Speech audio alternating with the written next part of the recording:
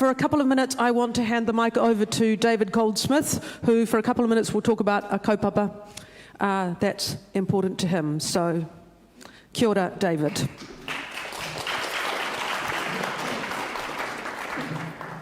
Kia ora, everybody. I'm David Goldsmith. Kia ora, I'm David Goldsmith, and this is Tim Musson. We're both from Aotearoa, Christchurch, and we've been 20 days in front of Parliament doing a vigil. Today's our 20th day, and I've been 13 days on hunger strike.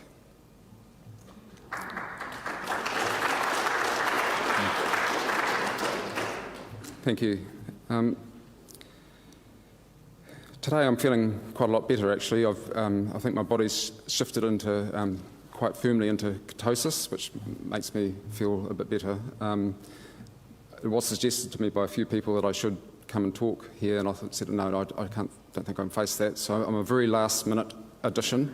Thank you very much. Yeah.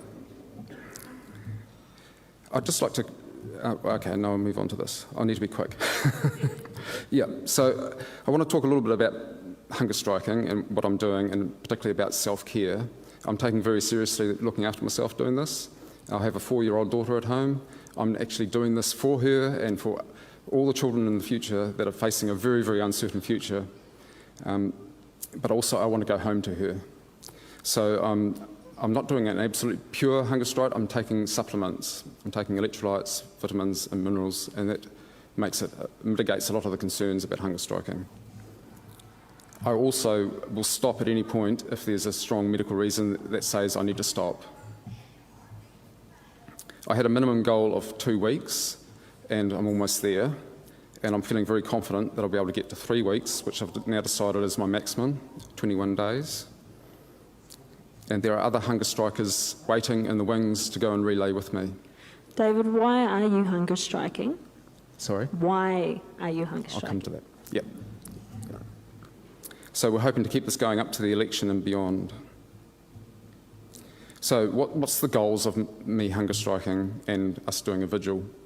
We're wanting to raise awareness, or keep awareness in the forefront coming up to the election, of the climate and ecological crisis that we're all facing that's threatening the future for our children. And it's not just climate, it's also ocean acidification, and it's mass extinction. This is all happening in a devastating crisis that we and the policymakers and the decision makers are just not responding to anywhere near adequately, nowhere near adequately. So we want that to be kept in the forefront in the lead up to the election, encouraging people to vote for people that care about our children's future and about the planet. Also, I'm wanting to communicate the science and to take every opportunity to communicate the science around this, because it isn't actually really understood. I think if the general public understood how desperate and serious the situation is, and the fact that the lives of our children are at threat, we would be acting. And unfortunately, it needs really dramatic action. It's not a small action to respond to it. Greta Thunberg said, "I don't want your hope, I want you to panic." I want you to panic because our house is on fire, and I'm adding to that, our children are inside it. We really need to act. And what's fueling that fire? I mean, this is simplifying it, there's more complexities, but the primary thing fueling that fire with our children in the house is coal, oil and gas.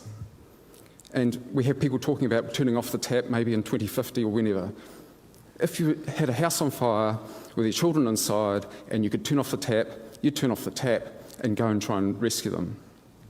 So my primary kaupapa of what I'm doing is I'm asking for a comprehensive ban on fossil fuels by 2025. This is a dramatic transition, I accept that, and it's reaching for the moon, I accept that, but it's what the science is saying we need to do, and why didn't we start 50 years ago? Yeah.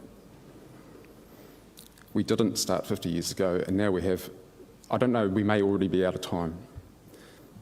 But I'm saying 5 years, and I'm taking a comparison with World War II and how you look at what things were like at the beginning of World War II and some dreadful technology, but a lot of incredible things happened in, 6 years? So the more we say, oh, we can't do that, the more that becomes a self-fulfilling prophecy, and we won't do it.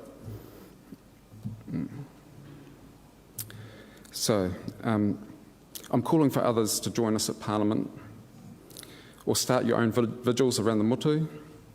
I'm following in Ollie Langridge's footsteps, who stood outside Parliament last winter for 100 days, calling on the government to declare a climate emergency. Fridays for Future has been happening here in Wellington every Friday lunchtime for the last 60 weeks, from 12:30 to 1:30. There are now also vigils in solidarity with our action happening in Aotearoa and Palmerston North, and about to start in Auckland as well.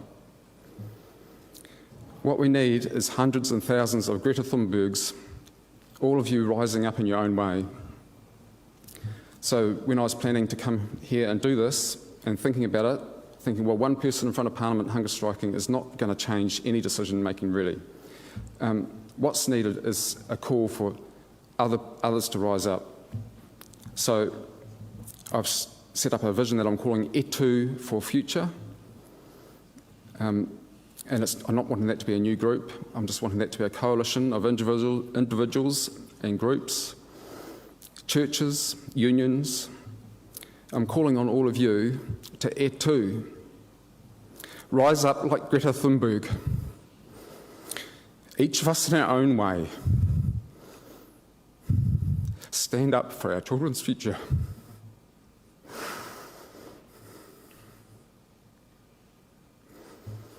This is going to need persistence. A transformation we're asking for is huge. You can imagine banning all fossil fuels. What that actually means is degrowth of the economy, degrowth. So those of you who are arguing about capitalism or not capitalism, this is radical enough. Degrowth of the economy. Ka pai. Kia ora. Yep.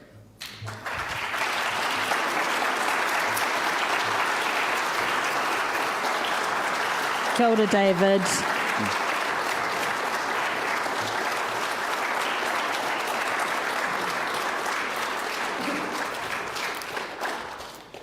Effectively, what we have is the middle class, that's me, and the wealthy, partying our way to oblivion, and that's obscene. If we really understand this, no way do we want that to happen. We all love our children. Ai. Kia ora. Sorry, David, I'm going to have to Right. move us on, but I think your karanga and your voice here is a reflection of lots of mahi that's happening. The sense of urgency that you have that this needs to happen by 2025, we must be aiming for the stars, and if we fall then we can bow our heads to a lofty mountain. But we have to act in that urgency, as you say, for our future generations, and that needs to happen now. So, homai te paki paki, you've heard the karanga from David, so kia ora.